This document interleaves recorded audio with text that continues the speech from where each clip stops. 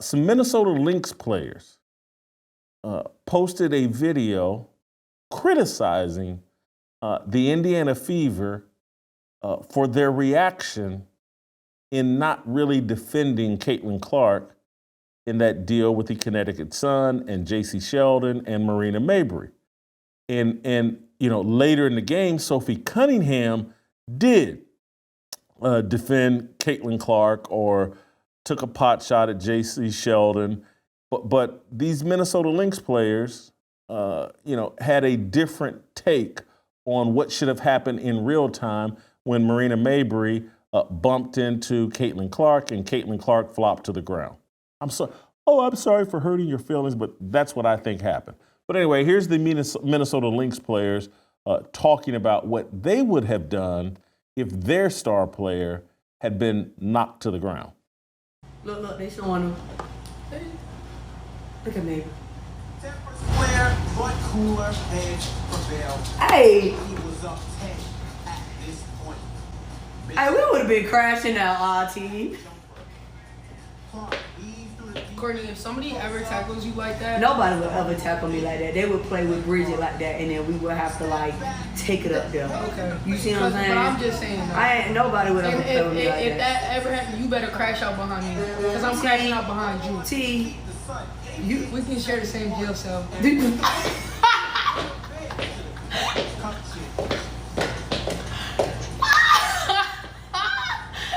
Yeah, bro. Oh my gosh, bro. Our team would crash, bro, because they would play with somebody that's not even like it would be like they would do that to Bridget or you know what I'm saying? Yeah. It's bro, stop fucking playing with Bridget like that before we run down on some shit.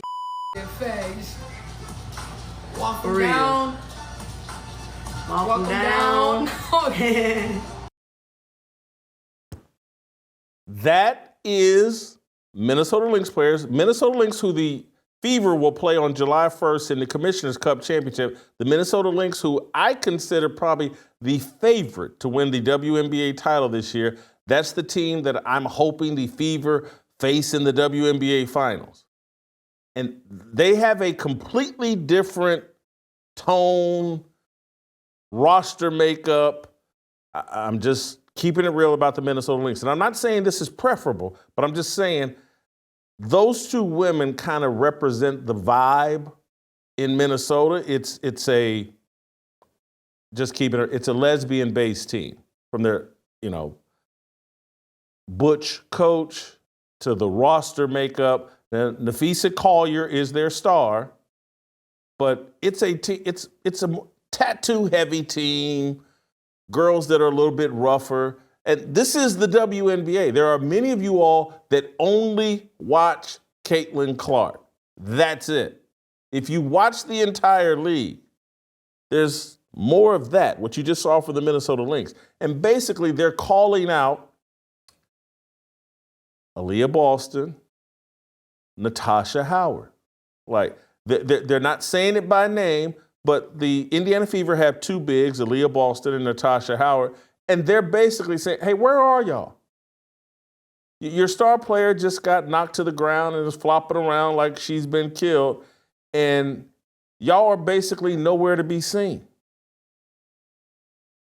And they have a point.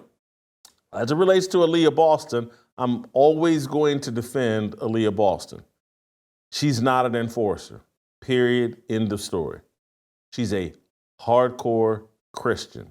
She's very feminine. One of the most feminine 6'5", 210-pound, 220-pound women I think you'll ever see in your life.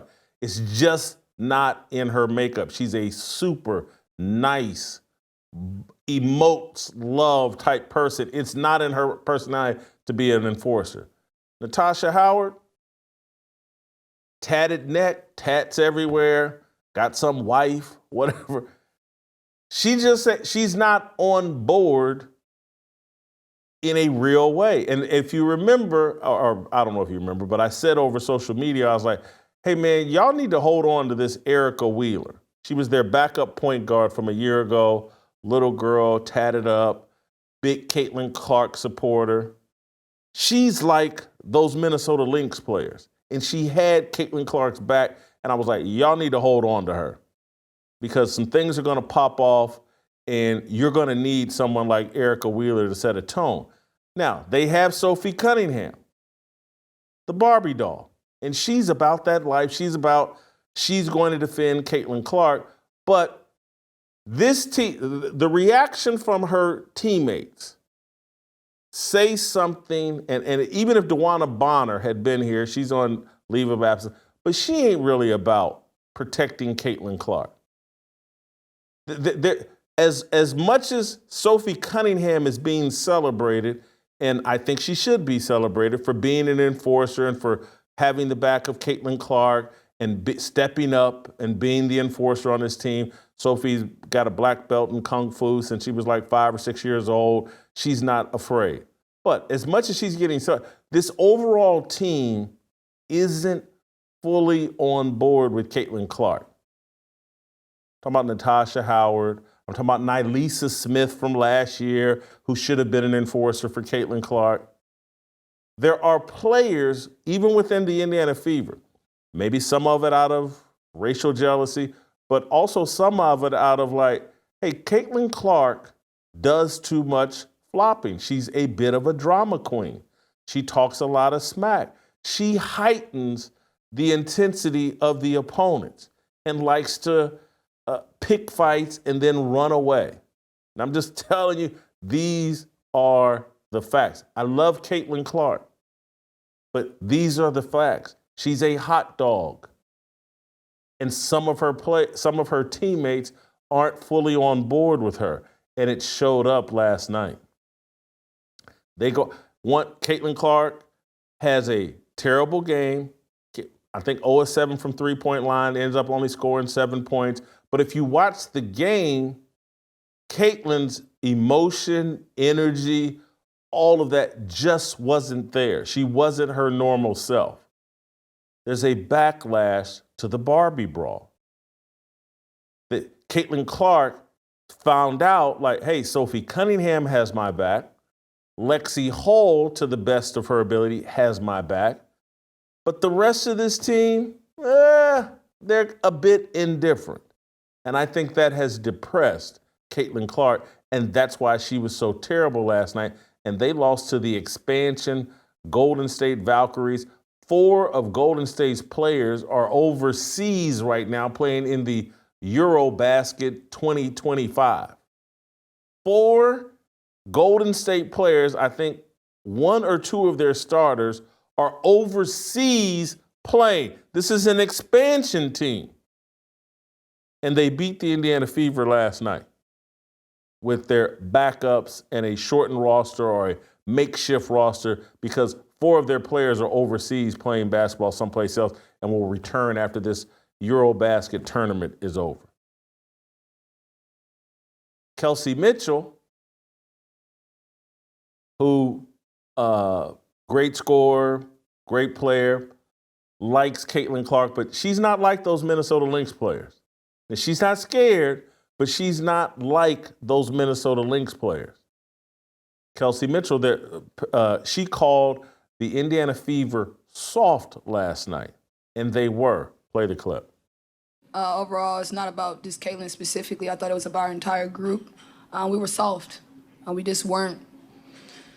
They made us pay by just being stronger, being tougher, 50-50 balls, deflections, getting the passing lanes. That's just a piece of just being aggressive and having an ability to like look at our best player and be like, nah, they gonna be aggressive. And I think that we allowed it. We kind of tucked our tail a little bit tonight on the aggression side, and I think that's our down play right now. Soft team. And it's they've tried to address it. They brought in DeWanna Bonner, but she's gone MIA. She's out for personal reasons. She's missed 3 or 4 of the last games. The head coach last night, she took another leave of absence, Stephanie White. She's whatever her personal problems are. Lisa Salters worked last night. That's Stephanie White's wife. Lisa Salters worked last night, the NBA Finals. Stephanie White, another leave of absence. This is a soft team. The head coach has taken 2 leaves of absence.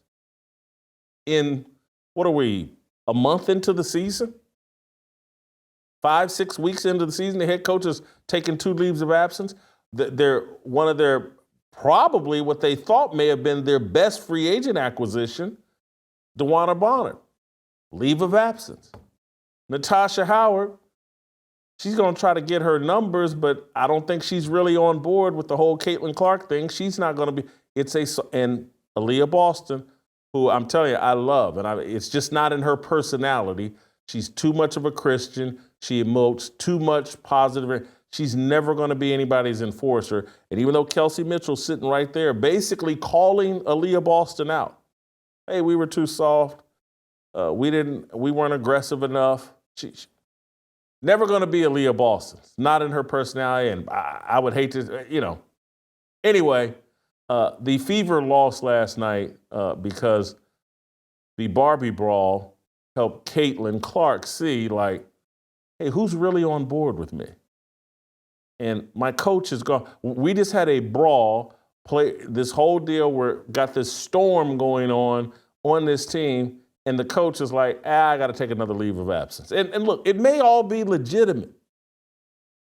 Someone may have died. I don't know. But this is twice in a 2-week, 10-day span that the head coach has been like, I got something better to do than coach this basketball team. That's soft. That's very soft. Don't miss a second of Fearless. Hit that like button and subscribe to keep up with our latest content.